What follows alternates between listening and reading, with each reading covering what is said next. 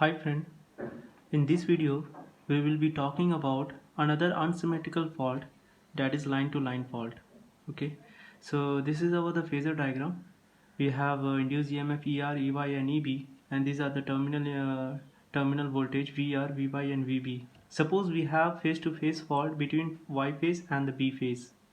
Okay, so what will happen here?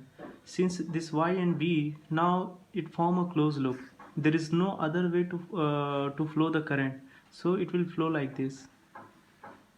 It will flow the current out, and the direction of current will be like this. So from here we can say that Iy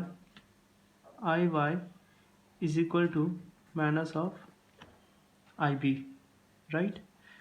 Because the direction of current is here, but the same Iy is flowing in the B phase also, but in the opposite direction, so it will come as Iy equal to minus of Ib.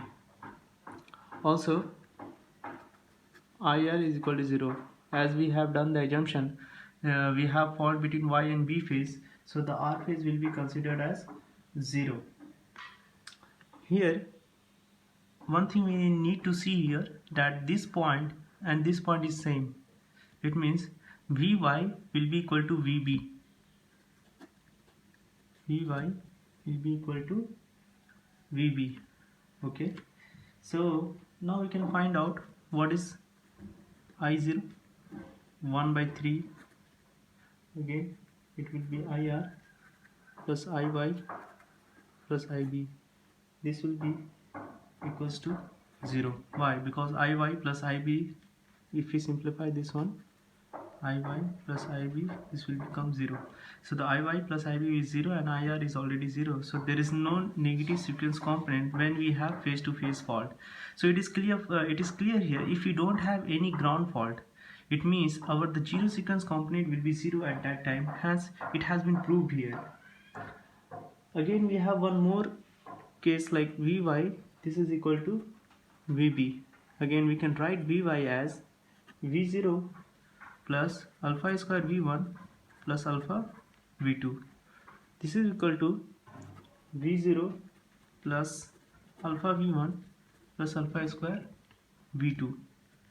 This V0 and V0 will be cancelled out, and if we take V1 common here, we can get alpha square minus alpha, and V2 common here, we can get alpha square minus alpha. It means V1 will be equal to V2. Let us consider this as equation 1. Again we have Iy plus Ib equal to 0, right? We can write Iy as I0 plus alpha square I1 plus alpha I2 plus Ib we can write as I0 plus alpha I1 plus alpha square I2. This is equal to 0. Again we can write here, we can take I1 common and we can get alpha plus alpha square, and I2 common, we can get alpha plus alpha square plus 2I0. Before, this is the alpha operator.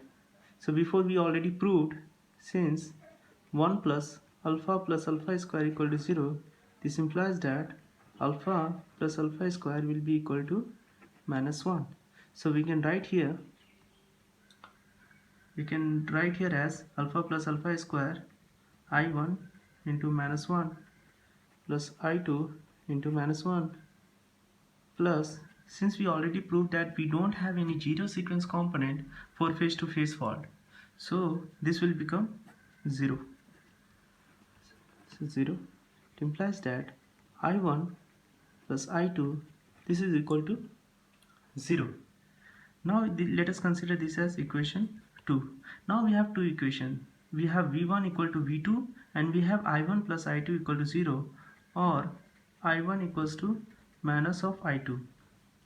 So we can represent this one in the network circuit, that is V1 equal to V2 and I1 equal to minus I2. Suppose we have here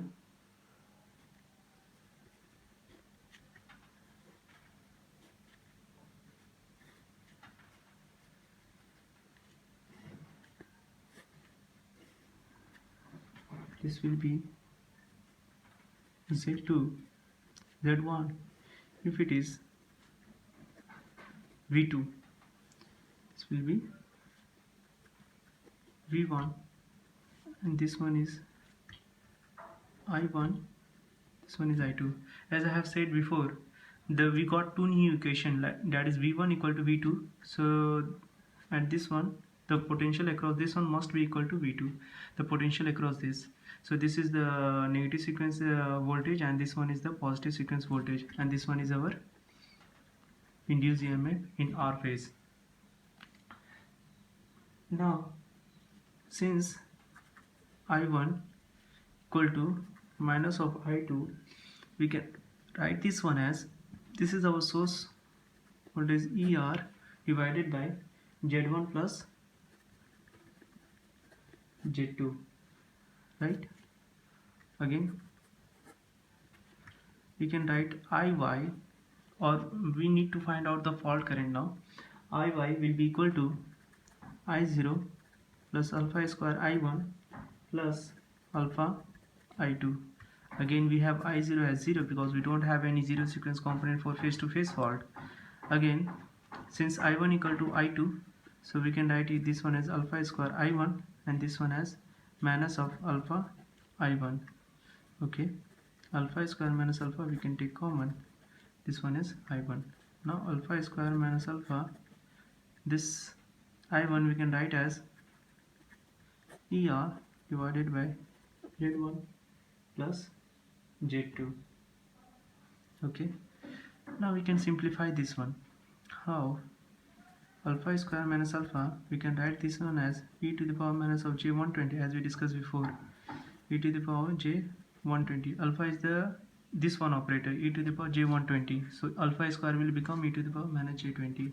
We can write this one as cos of minus theta, this one will be cos 120 minus j sine 120, right, minus cos 120 degree plus j sine 120 degree. This will be equal to this cos 120 and this cos 120 will be cancelled out, and we get 2j sine 120.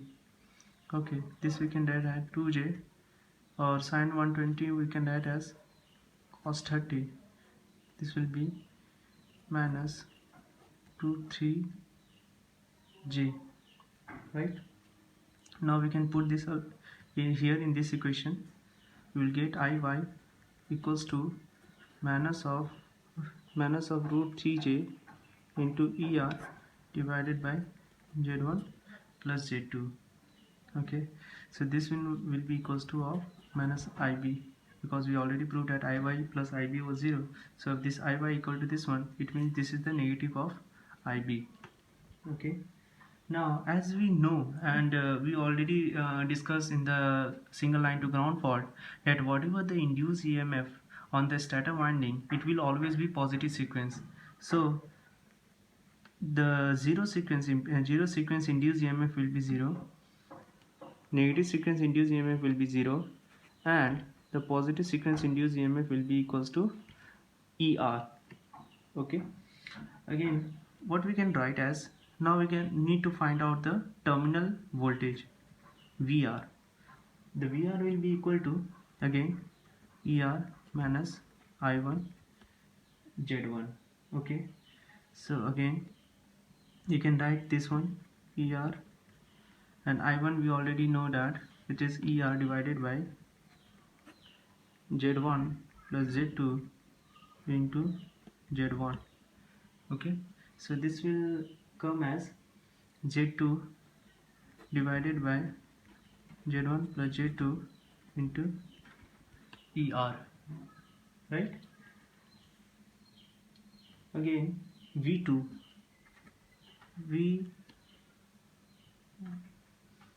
V2